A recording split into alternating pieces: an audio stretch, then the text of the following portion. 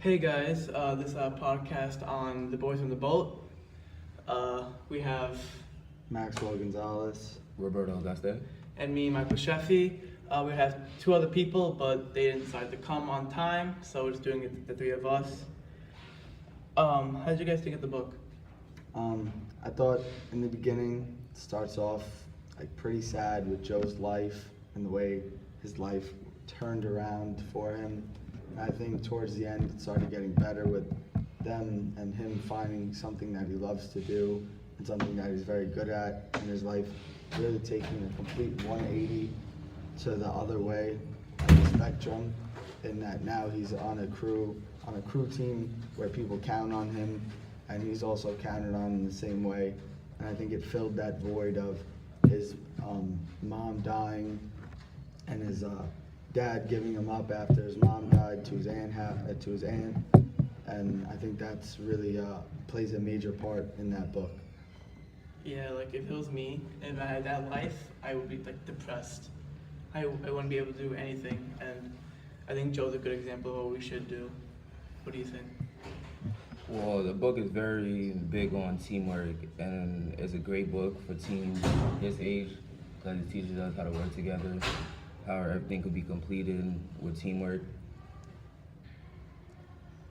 I also agree with Roberto in the sense of this book really speaks strongly on the teamwork and the team aspect of everyone counts on each other in that boat, and if one man's off, the whole boat is off. So it really is a good book to read, especially in high school. Most people play sports, and it's a very relatable situation where something bad could happen and your life really just turns around, and you always got to keep your head up, just like Joe did in the book. What I really like the book is how what do you call it? How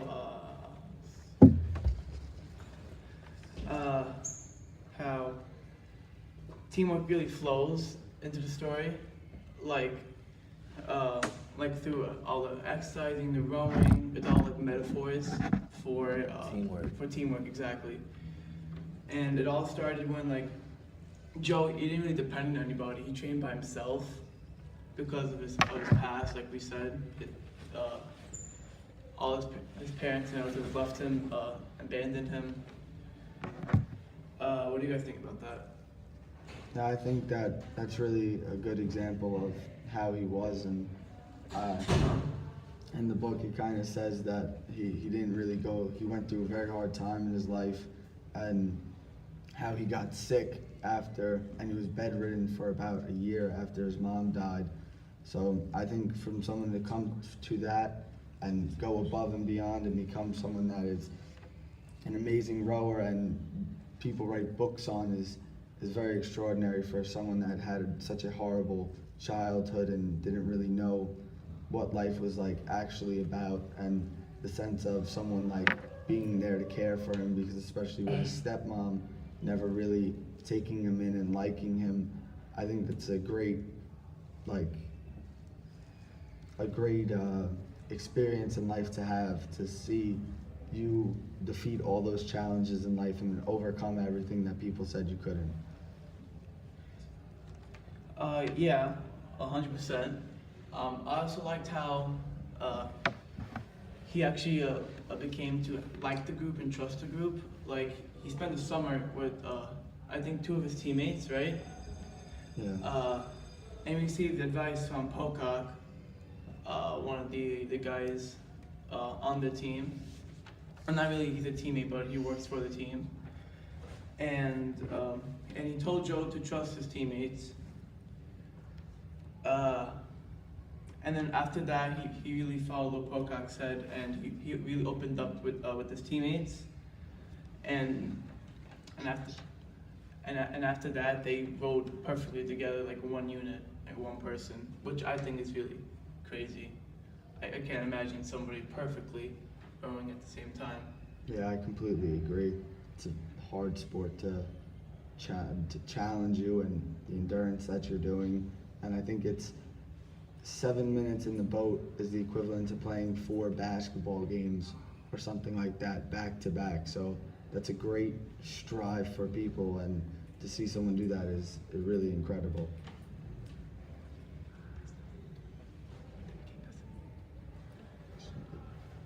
And they became best in the world after what they did. And even after the Olympics, after they won the Olympics, everyone excelled at working with other people now. They'll became good teammates. And Joe has a long, happy life now. As it said at the end of the book, he had a great job, a loving wife, and wonderful friends, even though he trusts himself. Well, the sport rowing is based on very. Oh my. Just keep going, don't worry. The sport of rowing is based highly on the weather that is and performed in. Throughout the book, Irvington trains his team in many different conditions, from the freezing cold winters to the brutal heat wave in the summer. It is used as a way to add depth to the story as well as a way to describe how each character is feeling. During practices consistent of high temperatures and poor results, the team is described as ragged and clearly knackered by the heat. Despite this, they push through to the best of their ability. One day, when the weather is much clearer and the temperature is at a good level, the team is performing better than ever. This is seen in their race against the California State team, in which they flew across the water seamlessly without the fear that the heat or cold will interrupt them.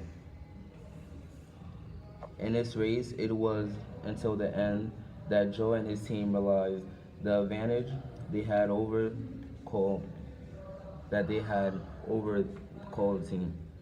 Instances like this can show how weather plays an important factor in the rowing races.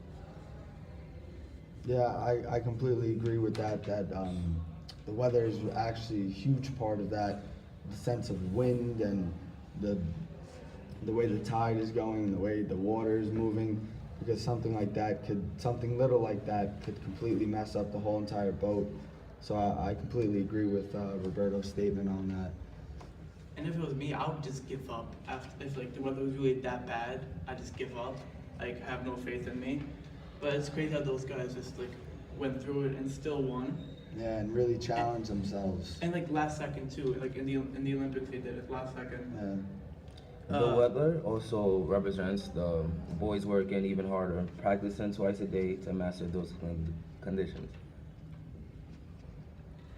Alright, so that's the end of the podcast. I'm just gonna end it here with a quote I found in the book. I don't remember what page it was, but I memorized it. What mattered more than how hard a man rowed was how well everything he did in the boat harmonized with what the other fellows were doing. And a man couldn't harmonize with his crewmates unless he opened his heart to them. He had to care about his crew. Alright, thank you. This is Roberto Augusto, I'm Maxwell Gonzalez. Michael Sheffy. and this is our podcast.